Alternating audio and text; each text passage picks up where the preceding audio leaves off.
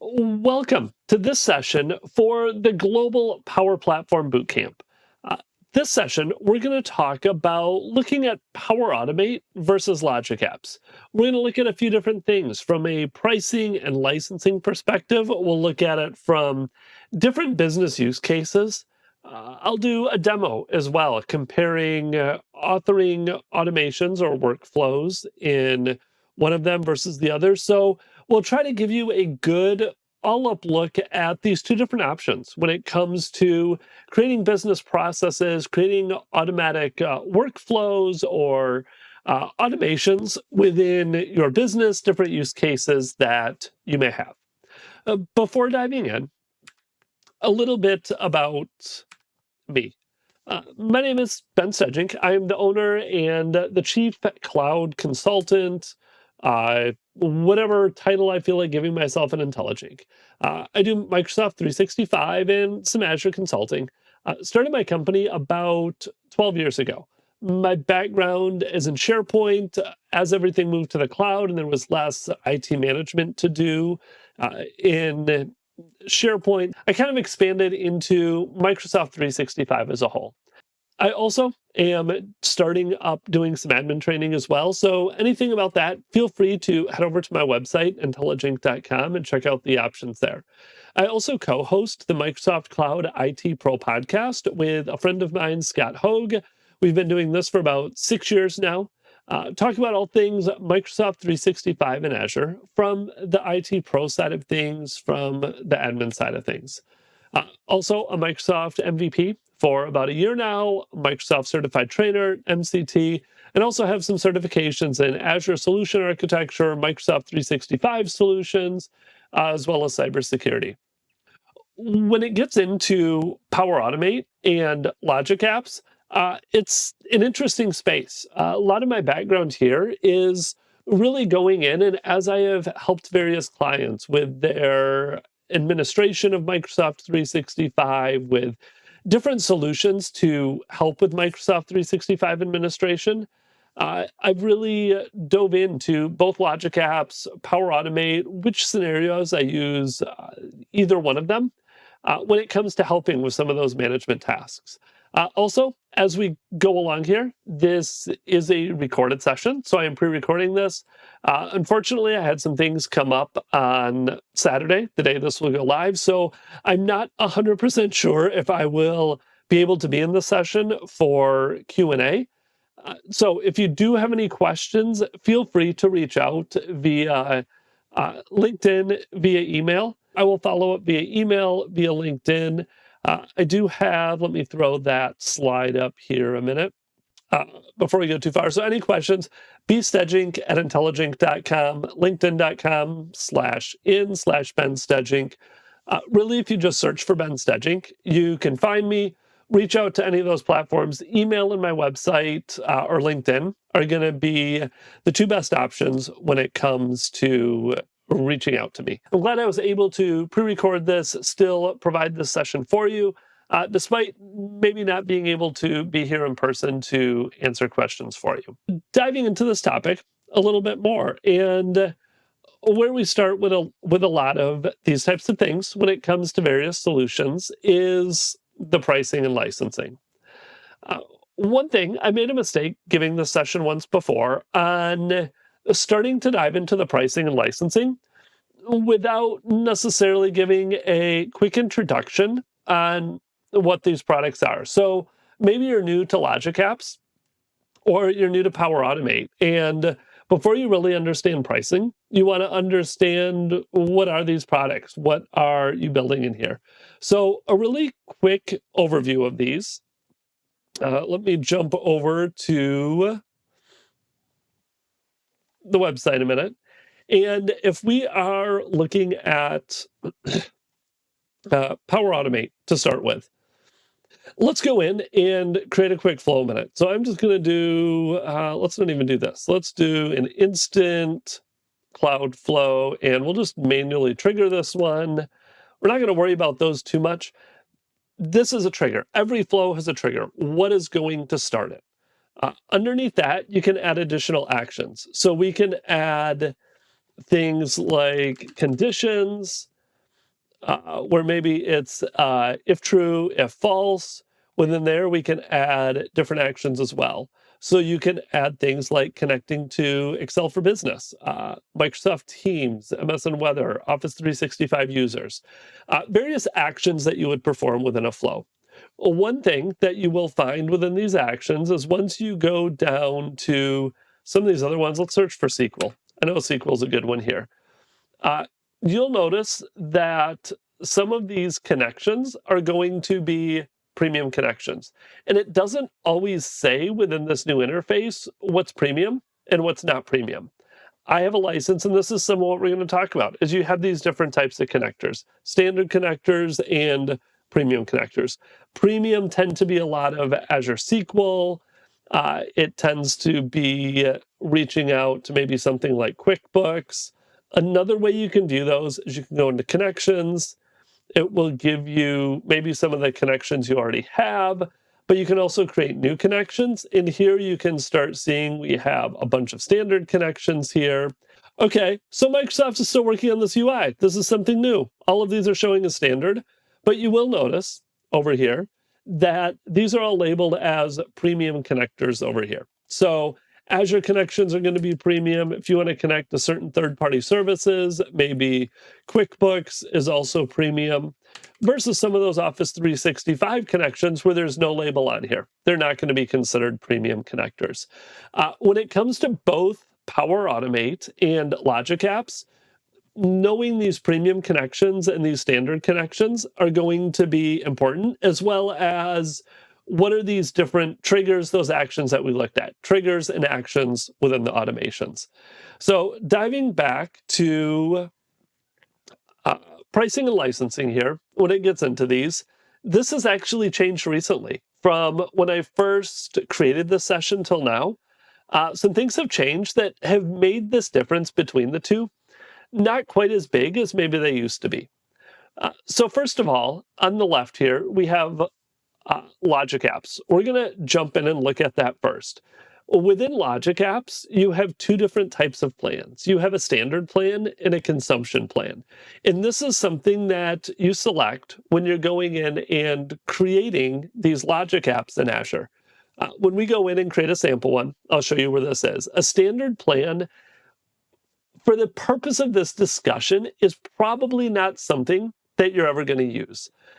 These are where you pay per time and you're paying for a dedicated environment. You're saying, I need so much CPU capacity, I need so much memory, and I'm going to pay a fixed price per, I can't remember if this is per minute or per hour. We'll jump over and look at that here in a minute. In terms of, I just always want it available to run anytime. I'm not going to pay based on how many automations I run within this Logic Apps environment. I'm just going to pay a fixed price. However, I am still going to pay for connectors. So these are those connectors we just looked at, connecting out to Azure, connecting to SQL, connecting to SharePoint, connecting to Teams. So a fixed base price and then pay based on the connectors you use. A consumption-based plan is exactly that. You're now paying only when you use it. This consumption plan is going to be paying for every action, and not even necessarily action, but calls. And we'll go in and do some of the math and differentiate those, where a flow may run and call out to SharePoint and say, is there a new option added, or is there a new item added to a SharePoint list? The answer may be yes, it may be no, but that is still going to be a call. It called out to SharePoint, requested, is there anything for me, and then comes back. And then you're also going to pay for calls when it's a different action. You're going to pay for connectors as well. In a price differentiation there for connectors when it comes to standard versus enterprise. So if we jump over to that pricing page a minute, let's jump over here to Logic Apps pricing. This is where we start seeing how that is priced out. So a standard plan, the one we talked about were consumption, you can see you're paying roughly 19 cents per hour and for CPU, and just over a penny an hour for memory. So your cumulative cost here is roughly going to be a touch over 20 cents per hour. Uh, if you're doing the math on that, you can see 20 cents per hour. Maybe you have 24 hours in a day.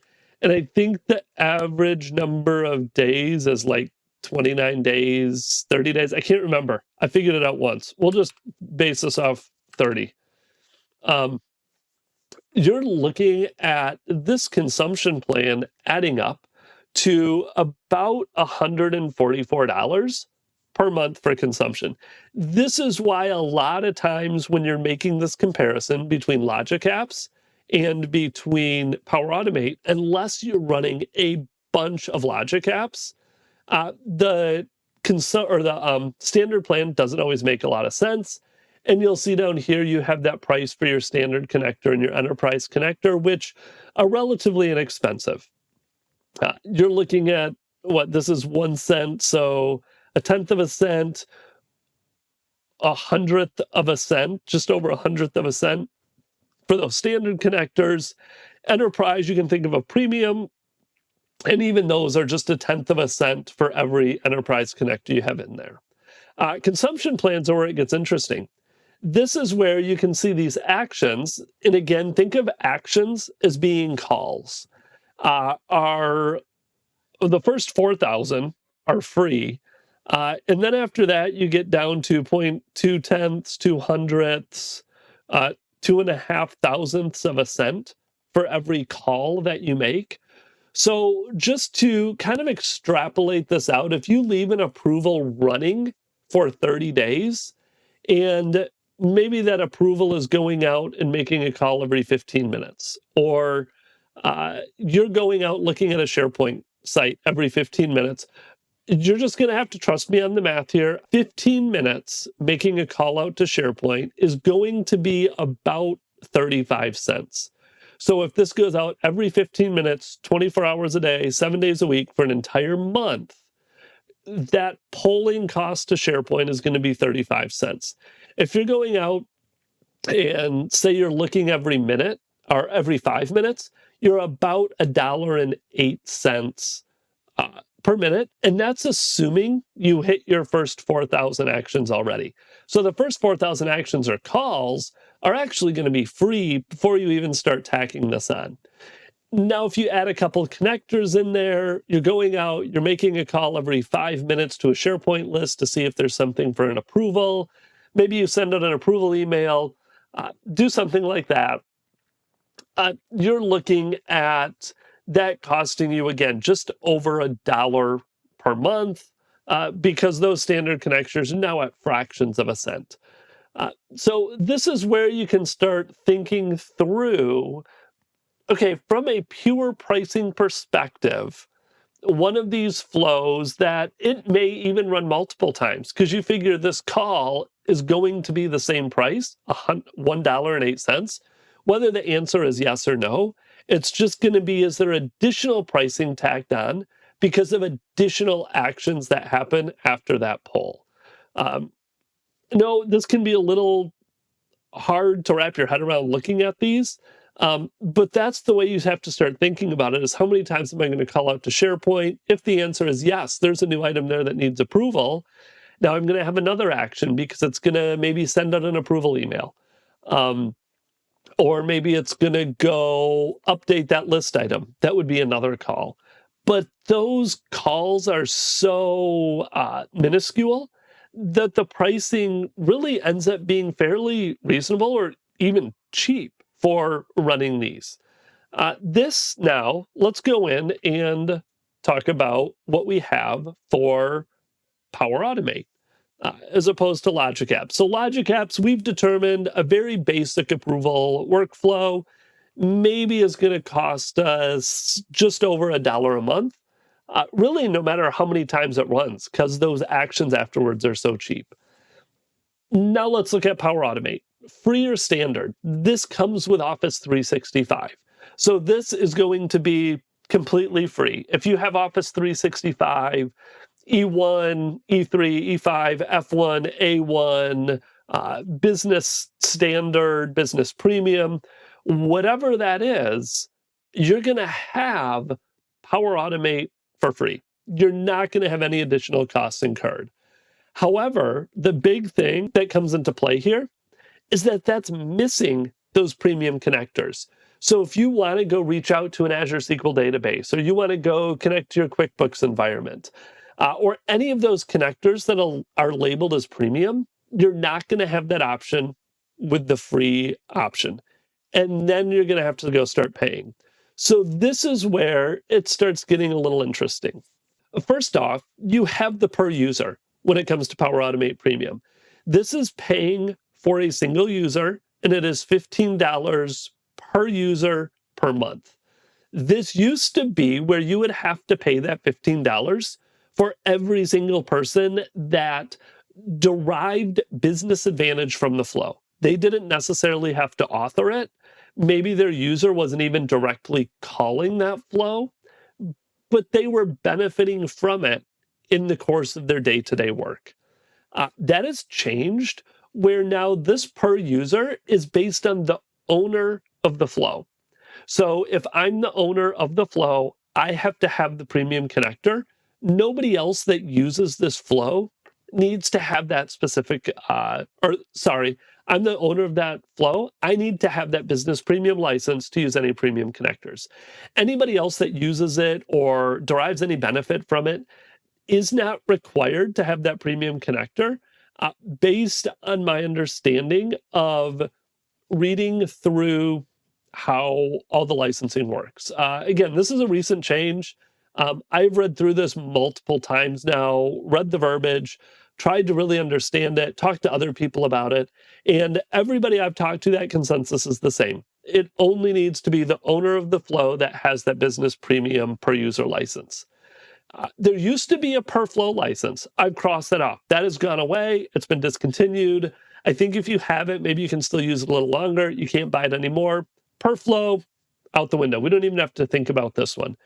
Pay as you go gets a little interesting. Pay as you go, you pay every time the flow runs.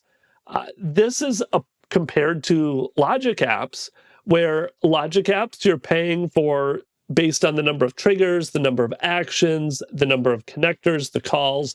It's kind of that a la carte pricing.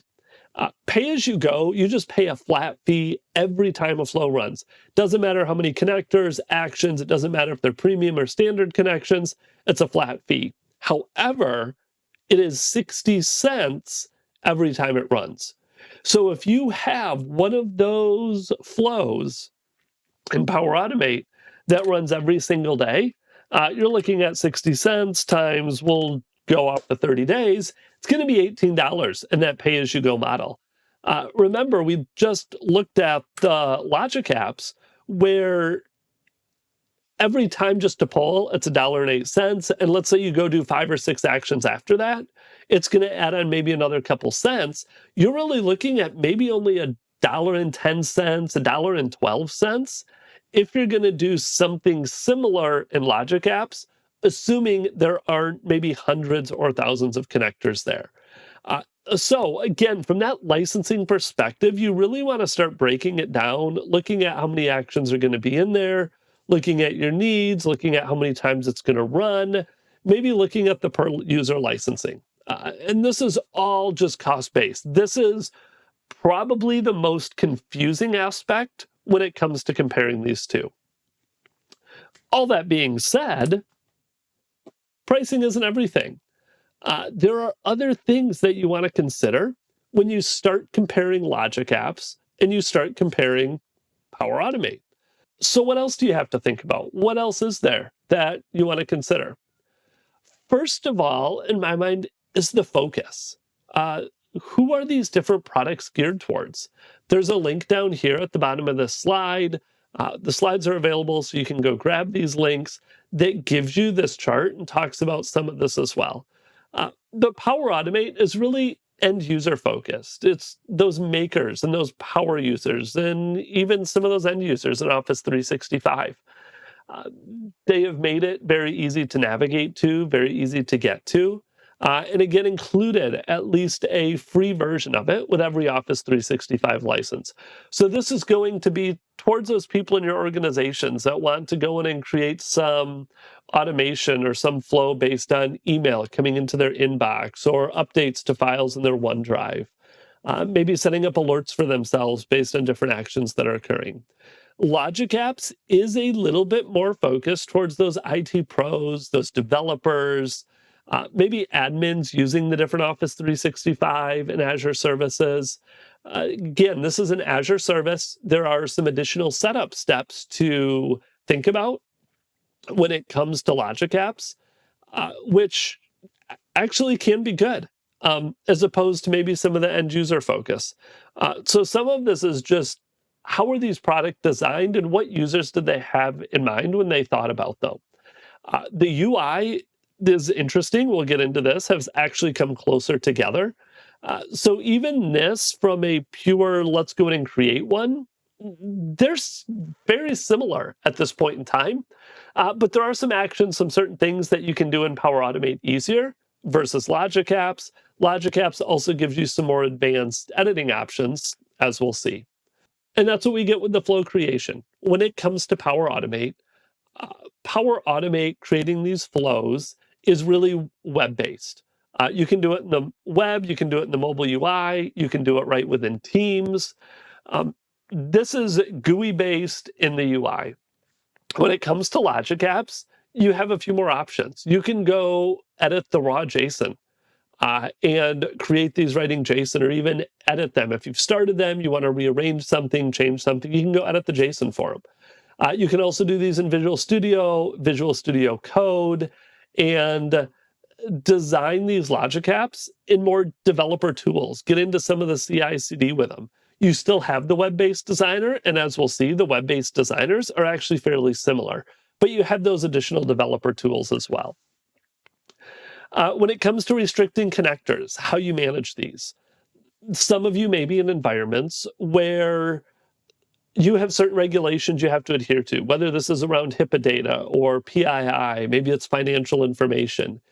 And you don't want users to create flows and workflows, business processes that may compromise some of that internal data. You can't have this data being sent to certain third parties, or you want to block all third parties so that you ensure that, well, people can create these workflows and create these automations. They do remain within the Office 365 ecosystem. When it comes to Power Automate, you actually have data loss prevention, DLP policies that you can go in and set up right within the Power Platform in order to restrict which connectors people are able to use as they're authoring these. Logic Apps, it's not quite so straightforward. You're not going to be able to use some of the same DLP policies and configurations that maybe you're used to in Office 365, but rather you're going to have to familiarize yourself with Azure policies and how to create and leverage Azure policies when it comes to restricting those connectors. The next one is going to be error highlighting. This one is also changed a little bit. Both of these now have that save failed, and it'll highlight your errors and help you jump right to those errors so you can fix them. But Power Automate has some additional functionality built in when it comes to a flow checker. It goes in, checks your flow, looks for different errors, highlights those different errors so you can fix them. Again, geared toward a little bit more user friendliness when it comes to I built something wrong, something's not working or configured properly in my flow within Power Automate, and I need to go find out where that is. So this isn't going to highlight necessarily like a debugging where it's going to tell you why it's not returning the right data or where you might have an issue. This is going to be more of a misconfiguration. It can't connect to SQL because you didn't configure the SQL connection properly. Or one of your conditions is missing a check in that condition. So it's going to look for errors that are you not completely creating the flow properly versus you created the flow in a functioning state, but it's not functioning the way that you intended it to. that flow checker is not going to be able to look for things like that. And then finally is the trigger types. When you go in and create these, and this is something we'll see in a minute here when we go in and walk through them, is the trigger types in Power Automate, again, are geared a little bit more towards an end user, where it gives you an option. Do you want this to be an automated flow? Or is this going to be an instant flow where something happens and it kicks off instantaneously? A button is clicked, or and it is advanced to something like a webhook? Or are you going in and creating a scheduled flow? Do you want this to run based on the time of day, the day of the week, setting up a schedule so this can run on a regular process? Do you want to create a UI flow, a business process flow?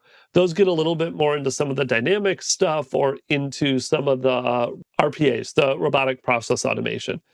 But it kind of walks you through that creation in a little bit more clear manner than something like Logic Apps, where Logic Apps is going to give you an HTTP call that's the same as the automated. Uh, Slight differences there. You can do things with webhooks. You can still do scheduled calls, manual HTTP calls. So again, Logic Apps is focusing a little bit more on that developer audience, even in the terminology it uses. And some of those processes that it will walk you through when you go in and create some of these Logic Apps.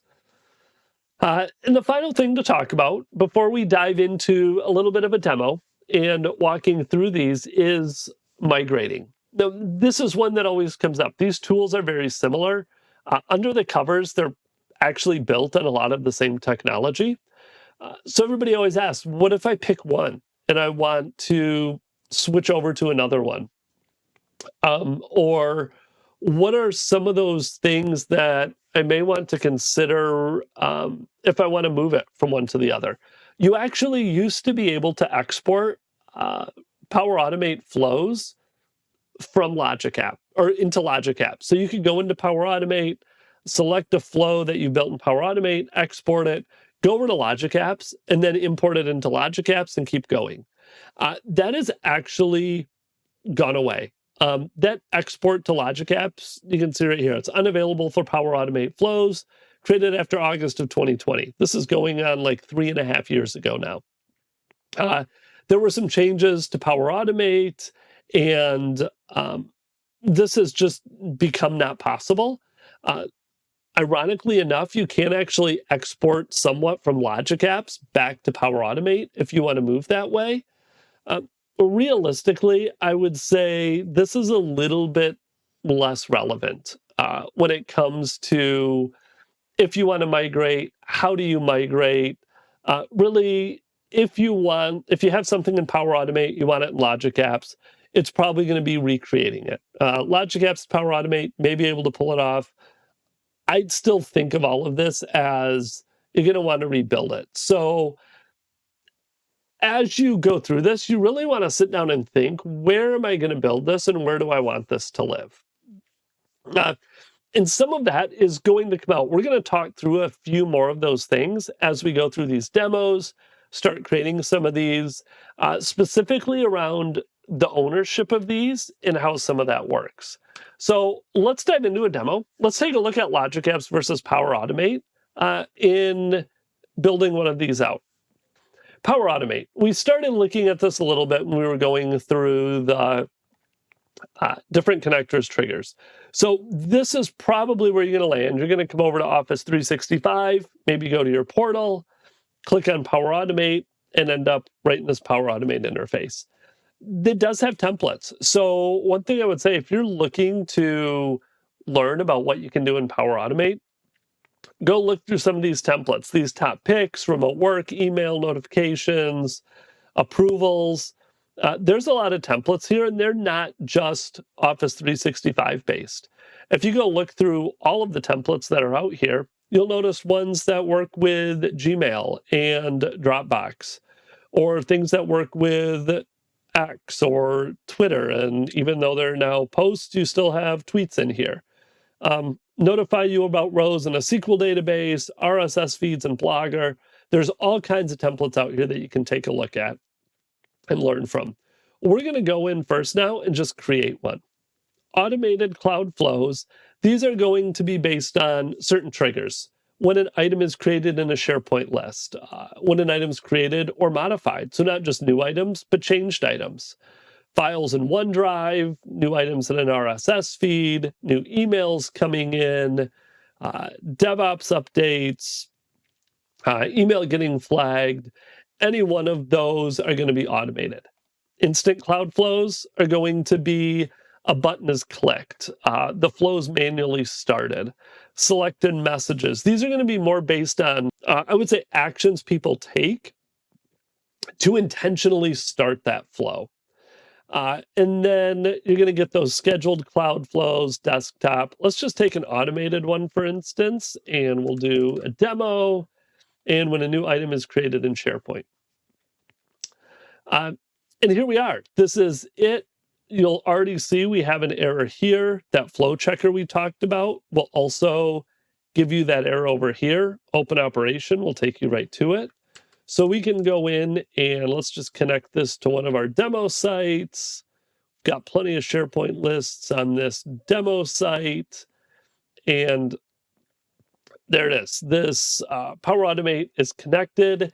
And then we can go start adding additional options on here. So I'm going to choose approvals intentionally. We want to go create an approval process. When a new item is created, maybe it's a expense report or a receipt. And let's just say we want approve reject, first to respond. And right from there, we could go in and add another action. And this could be a condition. So what do we actually do once that's been approved and a new step in our condition? We could choose a value. We could do the output of the approval. And this is, if it's been approved, we would go down this path, or we could go down the false. We're going to save this, and title is required. I need to create a title in approve an expense, and I'll just assign it to myself. Can't spell. Whoops, not an expense. An expense. Now let's go in and try to save this one. So this demo's been saved. We talked a little bit about the ownership of this. So one thing that you'll quickly find is if we go in and look at this now, this demo flow we created has owners and co-owners. Right now, I'm the only owner. I'm the one that created this. This goes into that Power Automate Premium. If I wanted to put a premium connector in here, me as the owner would have to have that premium license. The other thing is when I'm looking at flows, this flow is only assigned to me. So one thing to think about as you go in and start comparing Logic apps versus Power Automate is what happens if I leave? What happens if my account gets disabled? What if I build one of these flows? I mean, look at this one. Here's a Office 365 group and team provisioning. You can see by the diamond that indicates that I have premium connectors in this. What if the entire organization, what if I'm 1,000, 2,000, 3,000 person organization, and all of my group and team provisioning requests are going through an automated process that I built? I have the premium connector, all the connections you can see in here. Let's go into this demo in a minute again. I'm going to show you something. All of the connections in here, because I built it, I wasn't maybe necessarily thinking about it. They moved all of this on me. I don't know where it went. Code view, connection. Oh, down here. There it is. Connected to. It's using my account as a connection in here. This isn't saying this can't be done with Logic apps. We're going to go look at that. But this is very dependent on my account. If I leave, if my account gets disabled, this whole flow breaks apart. And now from an administration standpoint, think about what happens if all of this falls apart and I, as an admin, don't know who created it, where it is, any of that. This is one disadvantage that I see with Power Automate when it comes to creating these flows, especially if it's something that the entire company is going to depend on, is these are very much related to a single person. Now, I can go in and I can add co-owners. So I could go into this particular flow, add Sean in as a co-owner. You'll notice that I need to trust him, and even then it's still using my account. Again, it can be fixed. You can go in and use service accounts, which I 100% recommend, is go in and actually use service accounts that aren't tied to a person creating those connections. But even then, now we have co-owners. You'll notice the flow actually disappears from my cloud flows and goes over and jumps to shared with me. So we're getting better here, right? We created a flow. We created this flow and Power Automate. I assigned co-owners. So now something happens to me. We didn't use a service account, but at least Sean has visibility into this flow existing. He could go in and modify it. The one thing that doesn't work is the premium connector. If this flow has a premium connector, I was the one that created it, and I am the owner of it. At least last I read through all the documentation, those premium connectors break even if Sean is a co-owner on it and has a premium connector. I have to switch this flow to Sean being the primary owner instead of me if I ever leave or if I lose my premium connector. Uh, the only way to do that right now is I would actually have to go in, export this flow as a package, give it to Sean, or let's say I'm gone, Sean would have to go in, find this, export it as a package, and then re-import it under his account. And that would switch the ownership from my account to his account when he re-imported it. But now it would also show up as a different flow. It would be demo 2 or demo v2. So when it comes to the ownership of these flows and how all of that's configured, really Power Automate, going back to, is geared a little bit more for those end users. I'm creating a flow that is my flow that I'm going to use that I don't necessarily want the entire company to be dependent on. It's not saying you can't do it. I've absolutely done it before, where Power Automate makes sense. Some of the actions that are in here you want to use, and you just have to take care that maybe even that initial creation is with a Power Automate service account that you create, that people use. When you go in and set up the owners, that you go in and by default add 2 or 3 different owners so that there's additional visibility into that flow. Thinking through, how are you going to do the premium licensing? What are you going to do if somebody leaves? There's just a little bit more thought that has to go into it, because it is tied so much to that initial creator of the flow. That being said, there are some additional benefits. One of the things we saw is we had those approvals that we created, and I have within Power Automate a section where I can look at all my various approvals and do an approval, a rejection. I can look at approvals that were sent. I can look at a history of different approvals that were approved, that were received. So there's some functionality built in here around these different approvals. If you start looking at desktop flows, the robotic process automation, some of those, there's a lot of benefits to some of that functionality that's built right into Power Automate. So we've talked about Power Automate a little bit. How does this compare with Logic Apps if we skip over there? First of all, if we go to let's start in our demo resource subscription, and let's go into our resources. If you're not familiar with Azure, you have your Azure subscription. The subscription that I'm in right here, demo resources, is tied to my company, my IntelliGink Azure Active Directory. I'm using my same account. And then I have my billing that's in here. Azure is all billing based on usage, consumption. Resource groups are just ways of grouping different resources together. I have a few resource groups here for Collab 365 demo, for community days down in Miami that I did. We can create another one for this one. So this could be the Power Platform Bootcamp. And this is really just a grouping of resources that you're going to create. We'll go and put this, I like East US 2. This is East US 2, tagging, review, and create. and create this resource group. Again, just kind of an empty shell Power Platform Bootcamp.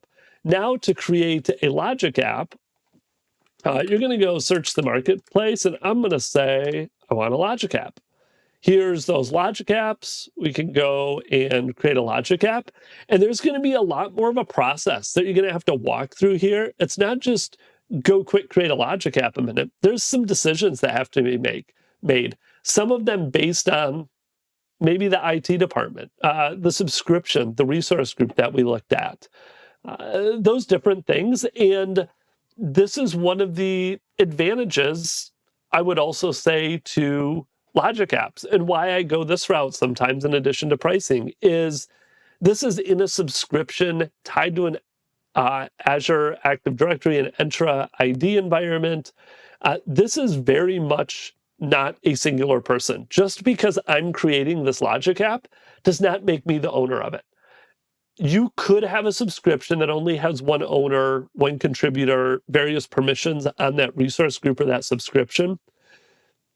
99% of companies, highly unlikely. There's going to be multiple people that have access to Azure, and in a way that they can see everything in Azure. Just because I'm creating this doesn't belong to me. This isn't tied to my account. This is creating another resource in Azure. This is adding something else to Azure. Anybody that has access to this area in Azure is going to have access to this logic app. So we'll go in. We gave it a name in the resource group. We can do the same thing here. We can call this Power Platform Bootcamp. It does create a website. This runs within Azure in the context of what's called an app service. It's a website in Azure. We're going to create this as a workflow. We'll put this in East US 2. Back at the beginning, you remember we talked about standard, where you're paying on that per hour. This is that standard consumption, and that pricing that gave us based on CPU and memory is going to be based on this pricing plan. How much memory do you want? How many CPUs? This can help these run faster, but you are going to pay for them. This is going to cost you more money, like upwards of $150 a month, just to do standard. So let's jump over to consumption, entry level, pay based on when it runs. Zone redundancy, we're not going to worry about that. So this is really it. Where subscription resource group, that name of that logic app, region, we're not going to worry about log analytics. This can help you if you do want some additional logging around what's going on. Consumption-based, zone redundancy, we won't worry about. And we could go through, there's some tagging options there. We're just going to review and create. And everything looks good. Let's go out and create this logic app. Just like that, we have our new logic app. We can go to the resource, and you'll already start to notice this isn't necessarily quite as user-friendly. Doesn't have a nice interface. It's probably a little bit more confusing if you're an end user, but you do have some other nice things out here. I will say logic apps, going back to some of that geared towards developer, it gives you versions of these. Power Automate flows, once you go in and update it and create it, you can't roll back to a previous version. You can't go see what those versions are you created. There's going to be some version history here. You'll have the same type of things that you had with Power Automate, where you can go see the run history. With that, you can go see the connections. These API connections will be the same connections that we created before. And you do have a lot of other things around different settings for it, workflow settings, which IP addresses can connect to it, different properties, alerts, metrics, all of those. What we're really focused on, especially given the time that we have left, is this Logic Apps Designer.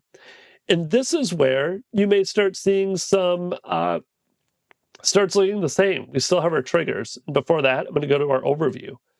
Oh, they got rid of it. They used to have templates in here. Ooh, get started. Can we see? Here we go. Get started. They just moved some stuff around. Overview, get started. You can start from templates as well when you're dealing with Logic Apps. So if we choose a template, this will now start looking really familiar in terms of when a new tweet is posted, a recurrence, a scheduled one. Blank ones are going in and starting to look through. And these templates towards the top may be more developer-y, But you have stuff about Dropbox and OneDrive, Twitter and Slack, Twitter and sending out an email, Facebook, Twitter and Instagram. Um, all those similar types of things that we saw before where you can have templates, they're maybe not categorized quite as nicely, but you do have these templates. So now let's go over to the Logic App Designer. We talked earlier about those triggers and creating Power Automate flows where it gave you instant scheduled all of those. Here you just have, let's go add a trigger. And you still have schedules, so you can still go do like a scheduled trigger here. We talked about SharePoint. If we go look for SharePoint, once it loads our results, hopefully, you'll see some of those same things. We have files, but if you expand out, let's go see more SharePoint ones. We have that same thing. When an item is created in a SharePoint site, one thing you won't see in here is some of the instant ones, like around button clicks and Power Automate. So if you're looking to launch one of these from Power Automate or some of those other instant ones, like just go in and start it right from within, start a flow right from within Power Automate, where you had, let's just jump over here real quick, create one, where we had like that instant one and just manually trigger. There's not a manual option when it comes to, yeah, I spelled that right, manual, when it comes to Power Automate, or when it comes to Logic Apps. So let's go in and choose a SharePoint one just to build this out a little bit. We'll do see more when an item is created. And all of a sudden, this starts looking very similar. This doesn't automatically necessarily connect with your SharePoint account or with your Office 365 account. So we'll have to go in and set that up. I'll approve my MFA here really quick. Yes, and this gets connected. And just like before, I can go start picking those exact same sites. We can do our demo site. It'll pull up our demo list. And yep, that's good. However, you are also missing that approval. I mentioned this before when we were building one where we can see approvals over here and have approvals built right in. That's not a function in Logic Apps. So if you want approvals, can't do it. You just have to do it differently because now you have Office 365. You would have to do send an approval email. There's not that same let's build our approvals right into Power Automate. So we can go in this way and do, oh, Outlook needs me to sign in too. So we'll go in once more, connect using my Office 365 account. Worker school, I'm going to have to MFA again because we're connecting to a new service, setting up a new connection. Sure, we'll stay signed in. And now we can go send an approval email. We can enter in an approval email address. Maybe that'll come to me and set up that subject, what those user options are with that approval email. And we can go in and do a condition just like we did before. So if we go in and look for a condition, it'll give us that same true false. And we can still also go in and say that approval email, let's go look at what that user response was, and maybe this is equal to approved, and then we can go perform our true-false functionality right from within here. So once more, it's UI perspective, it's the same for all practical purposes, little different, minute differences in approvals. Sometimes you have to work around things in different ways. But if you can build one in Power Automate, you can build the same flow in Logic Apps. You might just have to think through how are you going to do certain things like approvals. I used to find there were differences in connectors. More and more, the connectors are the same in both platforms. We can go in and save this just like we did. We talked about JSON, editing this in Visual Studio. You get your JSON code here, and you can go in and, oh, I'm looking at it in read-only mode right now. Code view. If I jump over the code view here, this will let me edit the code. This is something that you just can't do in Power Automate. It also helps. You can do some CI/CD. You can incorporate Logic apps, maybe with GitHub or DevOps for uh, some of those different developer type functionalities. Like I said, as I've created this, I've started to get multiple versions. The thing I like about Logic apps, one, it can be the pricing with those premium connectors.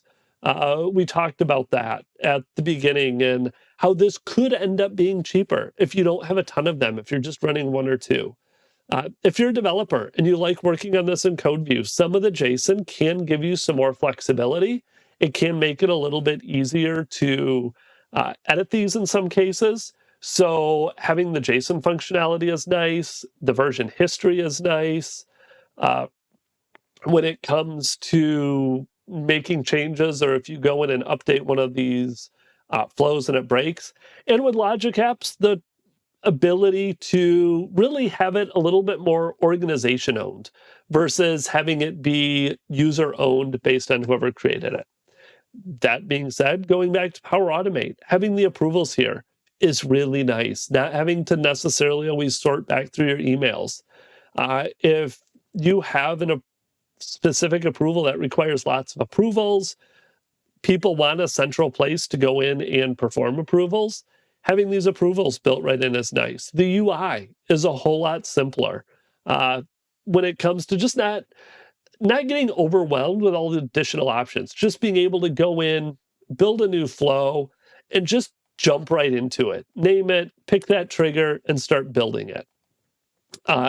So for end users, for power users using this, and maybe it turns into this as a proof of concept, and if something does end up being used at a much more global level, you go in and you create it in Logic apps. Hopefully that does help as you look at these different options. When it comes to Logic apps, let's get our slides back up. When it looks at Logic apps versus Power Automate, once again, if you do have any questions, if I wasn't able to jump on the chat pre-recording this, I'm not exactly sure where I'll be. Absolutely, reach out via email, reach out via LinkedIn, go over to intelligink.com, fill out the contact form, reach out there. I would love to answer any questions, even maybe we can jump on a quick phone call if you have a question too and talk through it. Finally, please fill out the survey, win swag. Really want you to, feedback is helpful, good or bad. Love hearing feedback, getting feedback from all of you on what you thought, and winning swag is always a bonus as well. I also do have a resources slide here. This includes some of my websites, more contact stuff, management newsletter, all of that. The resources on the slides, links on the slides are there. There is some stuff in some of the slide notes as well if you want to look at that. But thank you again for coming. Thank you for attending the Global Power Platform Bootcamp for 2024. And I hope you enjoy the rest of your day and the rest of the conference. Thanks a lot.